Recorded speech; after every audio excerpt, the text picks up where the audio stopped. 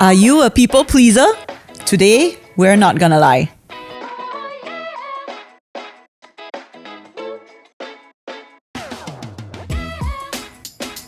Hey everybody, welcome back to another episode of NGL where we talk about the things that matter. My name is Natasha. I'm Zeleny. And today we are back with another episode. And you know, with NGL, right, we want to talk about topics that matter to all of us. And recently in some of our conversations, the whole topic of people pleasing has come up quite a bit. Yeah. So, this is a topic that I personally find quite interesting because I can't say I really resonate with a lot of the thoughts and the struggles, but it's okay. Yeah. Because we've got two people who really resonate, and we were very confident that with this episode, if we ask you, you will say yes, because people pleasers can't say no, right? Typically, it's like that. Victims. See, I'm already nodding. Victims, we're victims. Victims. Okay, so why don't you tell us your name? Victim and why you're a number people pleaser? I'm Silas. I'm being held here against my will. No, just kidding. I'm Silas and I consider myself a people pleaser because I have found it quite difficult to say no to certain things, even when it imposes on me and when I don't like doing it. But you love being here, right? Yeah. Blink twice if you need help. Yeah, blink twice. Yes. Victim number 2. I'm Jesslyn. Until now, I've not officially said yes or no to coming for the shoot, but I'm here now. So I guess. And we're confident that she will stay throughout. Today we got a lot of questions. Okay, I have a lot of questions to ask you Yes. because I'm super curious and I'm very interested. So let's begin with a funny story. Yeah. Okay, maybe share with us like yeah, your yeah. most ridiculous story of like people pleasing. Okay, I got a simple one, but funny also. In primary school, to please my friend, I brought her to the bookstore and I said, okay, get whatever you want, I'll buy for you. Just so that she will continue to be my friend. And I cannot remember who she is. If it's you. Yeah. Wow, leave a comment below. Remember to thank Jessie. we are not friends anymore though. Oh my Return gosh. her all the erasers. Yeah, I remember that like Was it like her desire birthday? to please her. The funny thing is that you don't even remember how she I looked don't like. remember. I remember who she is. Okay, Silas, what's your story? For me, I have one very formative story, and it was the moment when I realized that maybe I have a problem. So, in secondary school, my entire existence was to impress people, and specifically girls. So, I went out with this girl and then I brought her to Soup Spoon. Soup Spoon at that area, Soup Spoon quite expensive. not bad. Soup Spoon, Yeah. even at Secondary that point in time when I just started, Soup Spoon is like 10, 15 Premium premium. Yeah. Got game. So I was like, okay, today I'm a man. I'm a man. So then when I ordered the food, then like 2 big bowls of soup, right? I think. Then add drink, add like all the bread the or works something. the works. Okay. So then the guy at the counter put everything on the one tray. Everything on one tray, Then Can he I- was like, you want me to help you carry to your table? Then I was like, No, bro. it's a mix. To me, it was a mix of like, please don't insult me. And the other part was like, no lah, I don't want to impose on you, right? I don't want to burden this okay. uncle also. So I was like, no, it's okay. I'll carry it. And then the girl next to me was like looking at me when I first carried it, like my hand shaking. Oh no, Then that she haven't like, go gym yet. Haven't yet. Still scrawny. Then she was like, do you need help? Then again, don't insult me. And the other part of me was like, okay lah, I'm okay. burden, Yeah. I just don't want to burden anyone. Yeah. Right? You don't want to impose on anybody. So then I carried the thing. I took 2 steps. Everything just dropped and crashed to the floor. Oh my goodness. I remember Plaza Sing Soup Spoon. I don't think it's there anymore. I don't even know if it's there. Now it's Hai Di Lao, I believe. Oh my gosh. And then Oh no, the worst happened. the You mean girl the looked at me, then the girl sighed. She's Yeah. like, Then I looked at the uncle also. The uncle said, I told you I can help you. Oh no. So to me, it was like, oh, I really have a problem. I have a problem accepting help. And I think it wasn't so much like an ego thing as it was like you just don't want to impose on people. Yeah, then that to me was quite like formative in at least helping me realize that there's something there that I need to fix. do you always know your people pleaser? I mean, is this your first moment you recognize I am a people pleaser? Yeah. Or like maybe someone like Told you. yeah. Wow. Nobody told me before that. But I remember I just didn't wanted to disappoint people. I just wanted people to like me. And I Like remember since that Xinxiang. Yes. From kindergarten, I remember. Like, Why? you know, Like, kindergarten you to like hold hands. Then Yeah. like I always hold hand, then I will always keep thinking like what other people think about me. The Cause, person like, that I was don't holding want- your hand? Or No, like other people also. So like Oh. I would think like I got problem. Wait, other people not holding your hand, what do you think? No, it's just everyone. in Just general. generally. Yeah, Oh, it's okay, either for example, if I'm holding hands with this guy that nobody likes, then it's like, oh, people will think that like, Oh, that like- kind. Or like if I okay. holding hands with people that everybody likes, then it's like, oh my god, then like am I like what would they think about me? Yeah. So I'm just full of myself, like I'm not sure, but yeah. Hey, I don't remember say that. I wanted people to like me, and I didn't want to disappoint people. Yeah. So you don't really know where exactly this came from lah. It's just always been there. Yeah, it's just that lingering fear that people might not like me. It's like, what do people think about me? Silas, Since do you young. relate? Or To answer that question, of recognizing where it comes from, I think for me, I put it down to growing up as a middle child. okay. Yeah. Or the oldest child will have the most say. I mean, you are the oldest. Or you get the newest things first, is it? That Yeah, kind yeah, of yeah. thing, But then youngest child, you have the parents on your side. Yes. Because you are spoiled lah, right? I'm looking at you, Elias. That's my younger brother. But middle child, you will get you get the lousiest things lah. So things like for example, last time we all three got bicycle, right? I got the girl bicycle. Why? The one, the flower, not flowers, like Why? yeah. Those things at the side. Oh my god, the thing that you ride and the blow at the wind.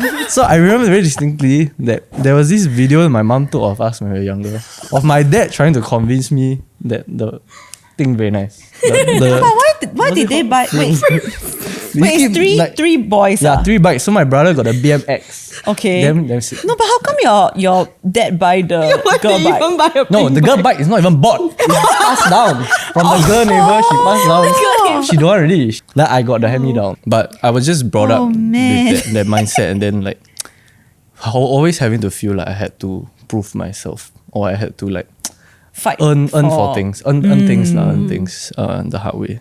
So then I think they started my origin story as a. It all started with a That's a- frilly bike. Frilly bike. Oh, I don't even know if that's the first name, but it's the one I remember. You really It was it's a pink. core memory. It was pink and Gosh. Wow, what a vibe eh. But my dad very nice. He helped me paint the camo, the The army frill cannot camo. take out, is it? Cannot. But he paint green color. But with the frills. Wow. It's like aerodynamic, I guess. Okay, so how did your people pleasing develop beyond the frilly bike?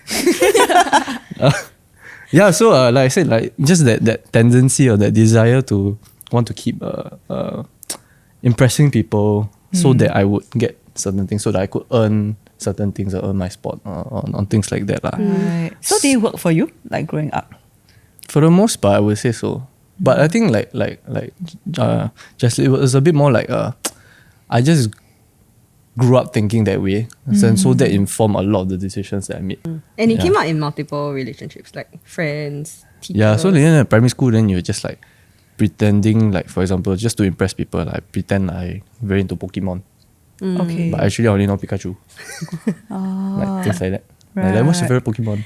Then mine is like shit. You don't even know. What's the orange dragon? The orange dragon. Charmander. Sure. I don't know. But only can say Pikachu. Then like Pikachu so lame. Then I'm like, I need to go home and read more. Yeah, right. Like you would think like you need to Yeah. work extra hard. Is it like So one of Jesslyn your got experiences similar also? experience. I memorized a song just cause my friend liked it. So I memorized the whole like lyrics of the song. I remember Bleeding Love. Whoa. Wow. Yeah, just cause my friend liked it. Can you sing Bleeding Love now? Huh? Can you sing the song now? Yeah, look to the camera. Imagine that's your friend. 1, 2. No. Wow, Oh, I'm saying no. Yeah, oh my god, your first no. My win. That's all. I'm done. I'm a recovering people pleaser. Recurring. Okay, what is the underlying fear? It stems from insecurity lah. Yes. Like you're just insecure about what you bring to the table, that kind of thing. So then like you will just keep trying or striving to like make people like you. Yeah. Because you're just not secure Right. in Do you all people think like that you. saying no to people is like a sure way that people will not like you, like your greatest fear will be realized? Why is that? When I was younger, yeah. Okay. Yeah.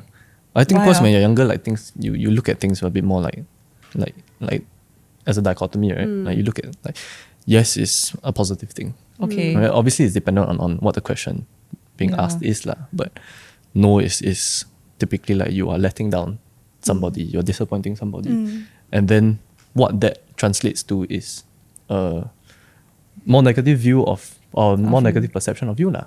Yeah. So when I was younger I did subscribe to that. And that's why I found it so difficult to say no to things. Even if it was at the expense of like my own well-being or my own rights lah. Yeah. I wanted to say that like I realized that a lot of my striving comes through also looking at how my parents had to work hard to get to where they are at. Yeah, because I think because my parents are not very educated, so like they have to like work very hard to like have a stable job, like build a family and that kind of thing. So I think growing up, I see my parents like doing labor job just so that they can provide for the family, that kind of thing. So to me, it's like, okay, then like for me to succeed, okay, not succeed, to me it's more like I need to work harder than everybody else because I'm not, I feel like I'm not a very smart person. I mean, it stands for insecurity, right? I don't think I'm smart. I don't think I am like great. I don't think I speak very well. I feel like I don't articulate things very well, that kind of thing. So I think it all stands for this kind of like ideas I have about myself, and also seeing how my parents like work hard to get to where they are at. Then it made me like, okay, then I shouldn't say no because that would just mean I miss opportunities to be better or to be a person that people can look to for help, that kind of feeling. Yeah. So it translates to a lot of like you trying hard. Yeah. Even if it's something out of your comfort zone or something that like you're not very sure whether it's part of your role, then you would just do it first. Yeah. And I mean, if I see value in it, I don't mind doing it, that kind of thing. So I go, okay, like this, like I can be exposed to learn, why not? Yeah. So that's how I am until now. Do you end up being overloaded a lot of times? Yes.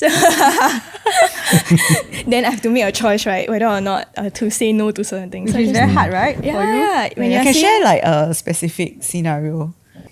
I remember I have a dance performance I need to go to, but that week was like very, very tiring. Like I had like school and then I had like some event planning stuff that I had to do and everything. So I knew that I did not want to go for a performance really. But then I still continued. I mean, I flow with everybody else. I said, okay, let's meet at this timing. Let's meet at this place. And we just like, okay, yeah, sure, see you there. Then on that day itself, when they're meeting already, I said, hey, sorry guys, I won't be there because I'm very, very tired. Yeah, so Wow. How you feel after saying that? wow, I felt bad lah. Like it took very, very long for me to press the send button. What went through your mind when you that made you like, you know, not reject them at the start? Because you were already very clear that you didn't want to go. Like how come you felt like you had to wait till the last moment? I asked myself, am I really that tired to not go? Wow. Okay. So what is that level of tiredness that you feel like you need to have? Wow, I don't know. If Got I can- fever already. Like if I can still function, then I can still, as in technically I can still go lah. Just that I knew this tendency that I have, like to want to like do things that please other people. So at the moment I knew that okay, if I go but I'm very tired, like people can see it on my Right. face. So So you didn't want to bring that to the yeah. And dance then performance. if I bring it there, right, then people will be very affected by how I look. Like, oh, is it Jesslyn like not okay? Wow, Then this they- is people pleasing inception eh. Yeah. Wait, so right, if people ask you, like, Jesslyn, are you alright? It's my don't ever ask me that.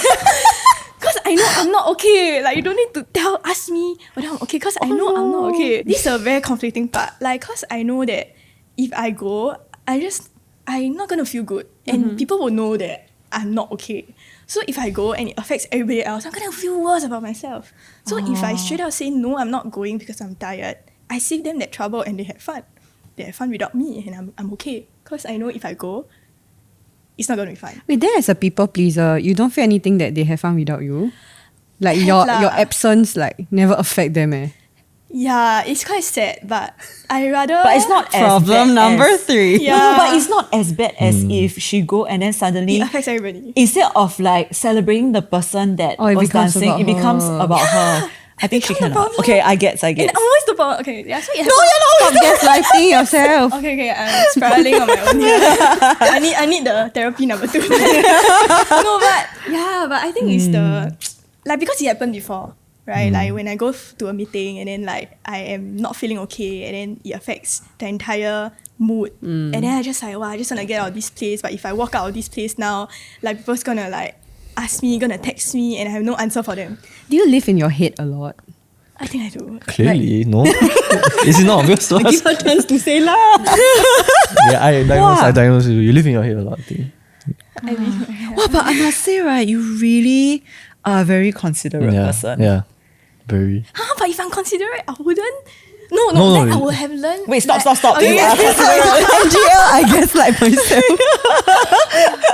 yeah. But yeah, you all know my struggle now. Well, but thank you for sharing this the because wrestle. like as in I think like now I understand a bit more also why like you know in like group situations it's so hard to for some people, right, to just like say, okay, like I can't you know, I actually don't feel like it, but because I'm here, I want to continue to, you know, just put up my best front, but that they're struggling inside. Yeah, but I just thinking, you know, like as a friend, right, how can we how to give you an out if there is ever a thing? Wow, okay, so I have this friend that taught me that if people ask you if you're okay, are you okay, tell them the truth. So my friend actually taught me, because I always like walk out on people, like I'm not okay, then I walk out. Then my friend taught me that you need to learn to be truthful lah. So like if people ask like, oh, are you okay, reply honestly, like, oh, I'm not, but I'll be eventually, like where maybe give me 1 week, I'll be okay. Yeah, let me take time to like sit on it, process it, I'll come back to you. So like giving an interim response first while you try to figure out. Yeah, but if I really think deeper and dig deeper, right, I think that is also, there's still that people pleasing tendency in that answer also, because like I could have just stopped at, oh, I'm not okay, but I continued with the, okay, I'll be okay in 1 week, like don't worry, like I'll be fine, that kind of feeling. Have you ever come to a point where you felt like your people pleasing was a problem? If it gets to a point where you are foregoing your well-being, or like you don't know how to draw boundaries for yourself, then that's when it can potentially get very, very unhealthy and damaging lah. I think for me, one of the main periods of that happening was when I first started uni. I think when you first start uni, everyone wants to go out, right? And everyone wants to start going to the club. For me, that was a big problem, like not knowing how to say no. So an example was like if my friends wanted to go out on a Saturday night, but if I have church either that night or the Sunday morning, then it gets very difficult lah. I mean, obviously, if you go out at Saturday night, you stay out until very late, right? And then you most probably cannot wake up on Sunday morning. Like, you stop kidding yourselves. Yeah. Whoever says that you can do both, you're a freak. Yeah. But yeah, I couldn't. So like quite obviously there was a choice to be made. And because there was so much pull from the Saturday nights, from my friends to go out on Saturday nights, and that hesitation on my part to say no to them, they made it very difficult for me to commit to church on Sundays. Or to commit to any other thing on Saturday nights also, for that matter. Yeah. So then that's when it got to the point where I just felt like, wow, like actually this is really not something that I want to do, and I'm doing it for other people. I think that was that realization that I think clicked for me.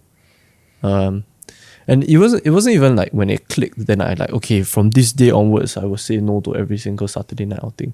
No lah, I think it's that self-awareness is always the first step, right? But then to deal with that after that is also a very, very big challenge, especially when you struggle so much with it. It's not that I don't really know what my priorities are, it's just that Your last step. the commitment to it is hampered by your reluctance to say no to people and let Because them of down. the fear. Correct. So the fear outweighs Become everything. bigger. Yeah, and the fear dramatizes things. It makes things seem more out of proportion than they actually are. Like, will your friends actually care that much if you did not join them on Saturday night? Will they actually view that differently? Consistently, if over a period of time, yeah lah, probably. Yeah. But like, if that's a choice that, like, if that's who you want to be, that's a choice you want to make, then after a while you will be okay committing to that lah. And I think that's one of my biggest lessons when it comes to this lah. And what has given me that courage, I think, to So it's about like your fear of people not liking you slowly decrease when you consistently chose your priorities, is it? yeah. Oh, And I think it's an interesting way to put it, right? Like for me, how I put it is, the more I started to like myself, then I started to care less about how much people like me. That's when the security in your own identity starts to increase, and the insecurity that people don't like you starts to But how did that do happen? Yeah. Like This, growing. Yeah. Yeah. I think for me, I put it down to like just growing up. I know that's very simplistic.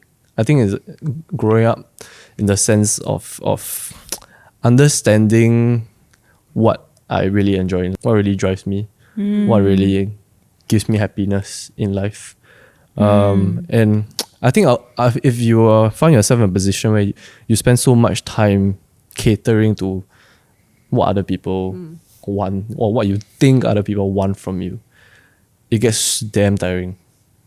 Yeah, and you can probably it gets really very tiring, and especially when you start to compromise on things that you actually enjoy and want to Right, prioritize. yeah. So, right, if you spend so much of your life answering to what other people want you to do, how do you figure out what you like to do independent of that, such that you can eventually say no? I don't think they cannot coexist. Yeah. Like the two things being you saying no to or saying yes to things that people want from you, and you discovering what you actually like to do. I don't think these two things Mutually. are mutually exclusive. Yeah. Like you can slowly start to discover things that you like and want to prioritize. But I think what helped me discover more of what I really enjoy was actually discovering how much I did not enjoy these things. Okay. Elimination. Yeah, correct. Is in the sense that exactly that. So the more I realized that this is not how I enjoy spending my Saturday nights. Then I started to think about how would I actually spend my Saturday nights and Sunday mornings.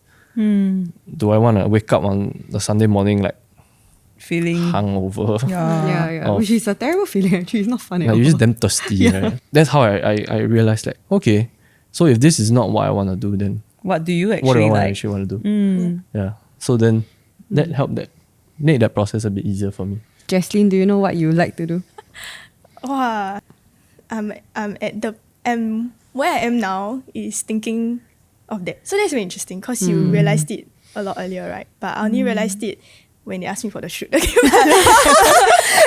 Therapy. Actually, it's good that we asked you then. Yeah, like then I realized that I'm at this point where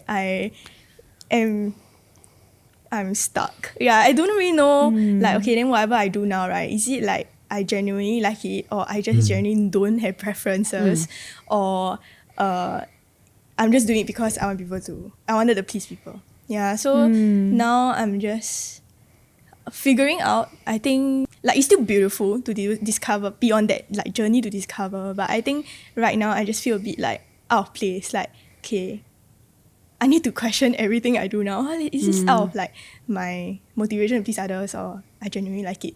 Yeah. So recently someone asked me this question: when's the last time you did something without considering other people? Like about thinking about what other people think. They're like, never. No, I'm just kidding. Like, as in that was my first response. Oh, I cannot remember a time that I did that. But as I thought a bit deeper, I realized it's times when I'm alone. Right, because when I'm alone, when I go out on my own, right, when I just wanted to chill on my own at the beach or something, I just decide whatever I want to do. I don't need to think about what people like, what people want to eat. And then I realized, oh, actually, I think this is what people mean to do self-care. Because I always think that self-love, like loving ourselves, is a very cringy thing. Like, so Like, just very now when you said selfish, that, is yeah, it? it's very selfish. Like, just now when you said, I was like, You cringed? like I was cringe. I was like, what do you mean? Like, I thought it was, oh, I sorry. thought it was cool. You are cool though, but maybe just not the loving She ourselves people part. pleasing only. Yeah, but I always thought that it was a very cringy thing. But I think when my friend asked me this question, I think that was when it makes sense to me. Like, okay, this is what it means to, like, okay, I don't want to say it, but love myself. Say it. Yeah, but I think it's just maybe just taking care of our being, loving ourselves in that way is something very new to me. It's very recent learning that I have. I mean, hearing you guys talk about like people pleasing, to me it's very interesting because it's quite clear that it's a very nuanced issue lah. I think it's easy to see it as like it's bad. You like care too much about what other people think about you. But from the stuff that you guys like brought up, I think it's also quite clear that you are very considerate of other people. Which, on the other hand, maybe a person who doesn't struggle with people pleasing can learn a bit from that at times also lah. Like learning to be more sensitive to other people's needs, not wanting to inconvenience others just because it is of benefit to ourselves, you know. So I guess for you guys, as you look at like some of your tendencies, right, are there some things that you have maybe learned to keep while also working at like, I guess, getting rid or reducing the weight of some of these thoughts?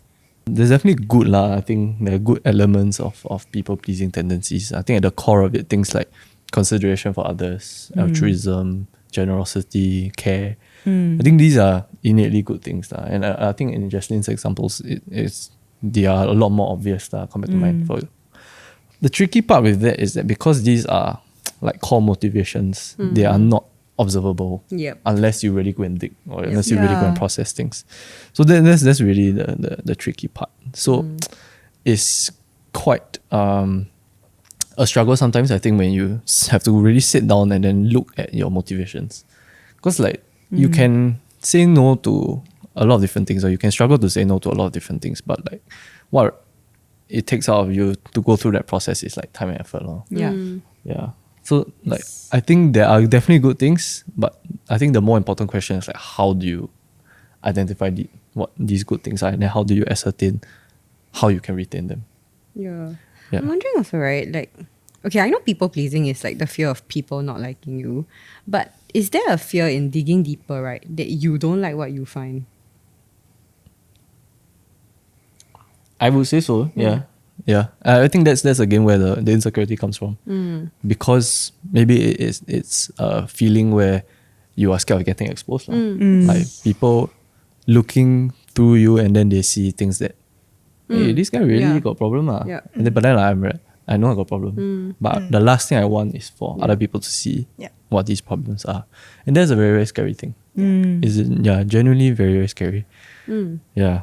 So I think to use an example, like, so like if you say no to a social event, like, like you being uncool or you being like a prude, for example, then especially if like the opportunity cost is like you going to church, then you'll be like, wow, this guy really got, double uncool. this guy is Jesus man or something. Jesus boy, GCB, right? But yeah, so then if that is already an insecurity that you have, then it makes it very, very difficult to like admit to it.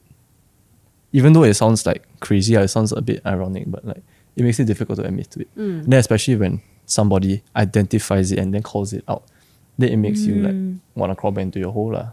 Yeah. So is it like you have to come to a point where you face like the most undesired parts of yourself and be okay with that? Like, do you think that truly will be a place where you then can that you can then know the difference? Yeah, I would say that's one of the ways, I think. But obviously you shouldn't just stop there. I think like obviously we are all like works in progress, right? Again, I quoting a lot of cliches today, but we are all works in progress lah. That's the truth of it. And the earlier we start recognizing that, I think then it serves us a lot. Then you can know what to work on. Yeah, exactly. Then when you start working on them, you start to feel less shitty about them lah. You start to feel less like stuck. Yeah, and I think it's very interesting because now the work actually starts from within rather than external validation or depending on what you want people to think or say about you. Yeah. I guess a thought I have also is that realistically, you won't be everybody's cup of tea. Mm. You know, so when, I don't know, maybe when you try to be everybody's cup of tea or you're very afraid of people not liking you, then that kind of confuses you, you see, because how you are as a person, you're just not meant to cater to everybody, ma. So perhaps rather than just like, okay, you dig deeper and you learn to love yourself, maybe it's also recognizing that there are people in your life who love those parts of you Yeah. and anchoring yourself in that lah. Then it's okay if some people don't like me because it's a natural selection process, ma. The stuff that you like to do, I don't like to do. So why Yeah, I and kill that's myself okay, trying to like do what you want to do, you know? Yeah. Yeah. I asked myself whether or not I want to continue living my life like that. Yeah, because I mean we established it from the very start that actually it's quite tiring to live like that, right? To always live, or maybe at least me, like living in my own head, like considering sounds like very like 伟大 or like very like noble, yeah. But it's not. I mean, not just that. But I think it's just like living in my own head, thinking about what people think about me. Like everything is like, oh, what I do that will affect people. Yeah. So it got very, very tiring. Then I reached a point and like, okay, do I want to continue living my life like that? Like, is there a better way to live my life than living in these thoughts every single day lah? Yeah. So I think there was a moment then I started like to search like what are my tendencies and how do I walk out of it. Yeah, but I mean this realization happened 5 years ago. I don't think at where I am now I am fully like rid of like people pleasing tendencies. I'm not. I still am. Yeah, but then I think it's just about then discovering and then learning to set my boundaries, my priorities, what do I want to look for. I think just learning to let go of like what people think about me. Like, does it really matter that much? Yeah, so there was one day that I went to the beach. I was like, okay, like I asked myself this question: do I want to continue living my life this way? Then there was a moment that I started grabbing like the sand around me. So I was like, actually, when I grab it very, very tightly, right, actually like nothing will fall off. Like the sand will just feel very, very tight in your hand because I mean you're holding it very, very tightly, right? So, but then I realized just a little loosen of my grip, like the sand will all fall because they're also small. And then there was a moment I realized actually these are exactly what people or what I think about myself. Like, as in, they just matter that little in people's life. Like when I consider so much about what people think, right, actually all they think about is they just want to eat McDonald's instead of Burger King, you know. But to me, it's like if I choose Burger King, will the person like the curry sauce there? You know, that kind of thing. It's like, actually, it doesn't matter that much. Like, it's just about whether or not, like, what you want to eat lah. Yeah, I mean, it's just a very random example, but Like they will still like love you, treasure you, and see you as a friend. I hope so, but I'm not confident about that. If I could, like, you know, like visually and like Like what I loosen did the was grip. like, I like started grabbing like hand on my right side and then I let go of my left, and then I started like thinking about the things that I want to let go. I mean, just an act of like choosing to let go, because sometimes in our head, like, it's very difficult to understand what it means to let go of such things. Like, people are just don't think about it. It's not that easy, yeah. Yeah, Like, you cannot say just chill, right? yeah, like, So what do you mean? yeah. So I think that was a very visual like representation of what it means to let go for me. Yeah, and then walk this like path of like rediscovering the joy of living a life that I want to live or I was meant to live. Thank you for sharing that. I guess like we've covered quite a bit today. I'm just wondering if, let's say, there are people pleasers listening to our episode, do you guys have any thoughts to leave them with as you navigate your own journey? Okay lah. I think for all we've talked about, sometimes I feel like people pleasers get a bad rap. Like, we are made to look like losers. Like, I mean, I talk about the bicycle, soup spoon, everything. Like, really very loser. But like, there are, I think, very good things like we mentioned that comes out of people pleasing tendencies. But I think the important thing for everyone is to just remember, or rather just make sure that you know like who you want to be lah. Ultimately, I think it just comes down to that, like who you want to be, what you want to prioritize in your life. the people you want to prioritize in your life. I think that will actually be very helpful in forming a lot of the decisions that you make. Because ultimately, like, you're not everyone's cup of tea, right? You can't possibly Please everyone. Yeah, and you can't be everyone's favorite person in the world. You will not be lah. Yep. Yeah. So yeah, a word of encouragement and advice, I guess. Yeah. Jesslyn. Self-love, I guess. Okay, but yeah. But I guess it's the whole idea of rediscovering what you personally enjoy. Yeah, and you take the time to do that as well, right? It will take a while. I think it will take years even. I don't even know whether we will get there actually, like eventually, like not having these tendencies, because it's really part of us. But I think it's just learning to embrace and making the full use of it. I think learning to see the good in things, and then of course learning to see where's the line lah. Like once you cross this line, you know that like, okay, it's not gonna be good. It's not gonna be healthy for your mind or like for you. Then we gotta like step back. We gotta like pause. Yeah. So I think it's just the whole idea of rediscovering yourself and then being okay with that. Yeah. And then there's joy in that. Yeah, agree. Thank you for sharing your stories with us today. I think it was very insightful for me. Nice to know that you had such a manly bike once upon a time in your life. So, thank you everybody for joining us. We hope that you enjoyed this episode as well. And if you resonate with some of the thoughts, please feel free to leave us some comments or drop us a DM in our Instagram. You can like this episode, you can share it with somebody who might like it as well, and subscribe to our channel. Yes. You can also find us on socials at Instagram and TikTok at ngl.people. You can join our Telegram channel where we post behind the scenes footage and post information about new episodes as well as our upcoming gatherings. Alright, so with that, we've come to the end of our episode and we'll see you in the next one. Bye! Bye.